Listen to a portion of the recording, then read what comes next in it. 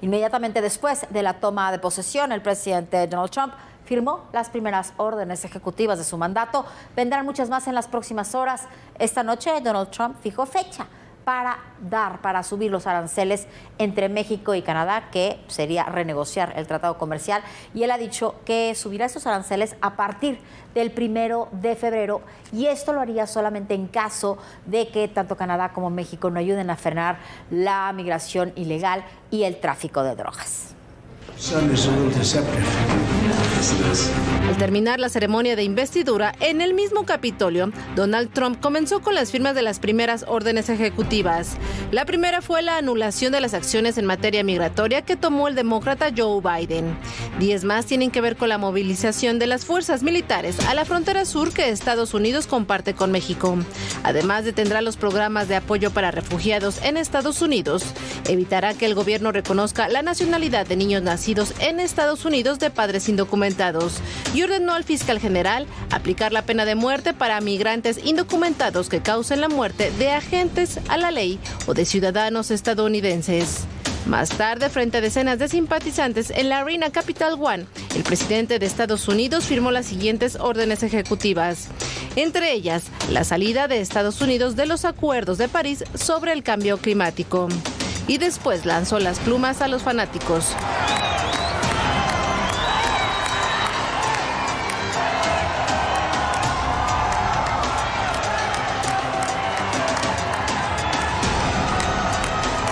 Por la noche, ya en la oficina oval de la Casa Blanca, puso su rúbrica en otras órdenes ejecutivas. Una de ellas fue perdonar y liberar a quienes fueron procesados judicialmente por participar en el asalto al Capitolio el 6 de enero de 2021.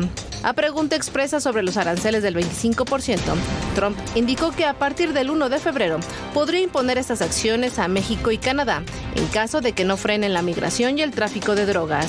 Esta no fue una orden ejecutiva, pero no quita el dedo del renglón. En total son más de 200 órdenes ejecutivas las que Trump firmará esta semana.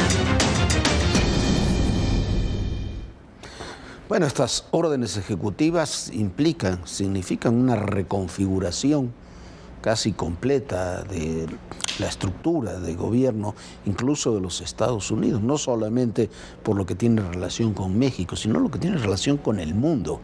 En el caso de México, de las declaraciones que se presentaron, 2 son fundamentales: la de la emergencia en la frontera sur, la orden junto con ella de ordenar a las fuerzas militares de que se hagan cargo también de la lucha contra la migración y de la deportación de migrantes que considere ilegales, y la declaratoria de los cárteles como organizaciones terroristas extranjeras.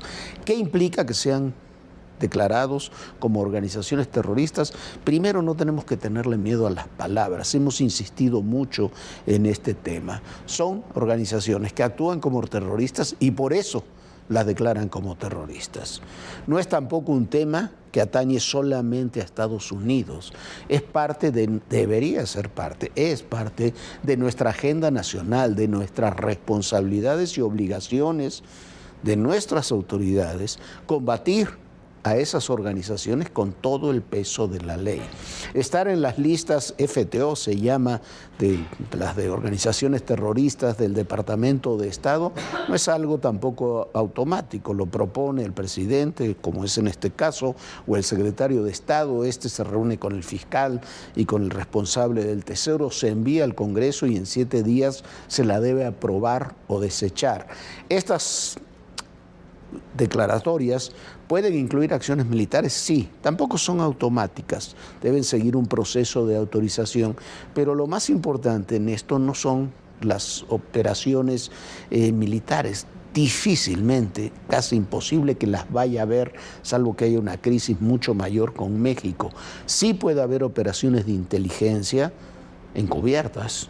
La del Mayo Zambada y de Joaquín Guzmán López evidentemente lo fue, que pueden realizarse ahora también encubiertas para los otros países, pero con cobertura legal para los mandatarios estadounidenses. ¿Qué dice esta ley cuando se incluye una organización en esta lista FTO? Que es ilegal para una persona en los Estados Unidos o sujeta a la jurisdicción de los Estados Unidos, dice literalmente, proveer a sabiendas soporte material o recursos como dinero o instrumentos financieros, monetarios o garantías, servicios financieros, entrenamiento, asesoría profesional, asistencia, cajas fuertes, documentación, equipos de comunicaciones, armas, sustancias letales, explosivos, personal, transporte y otros usos físicos, con excepción de medicinas o materiales religiosos.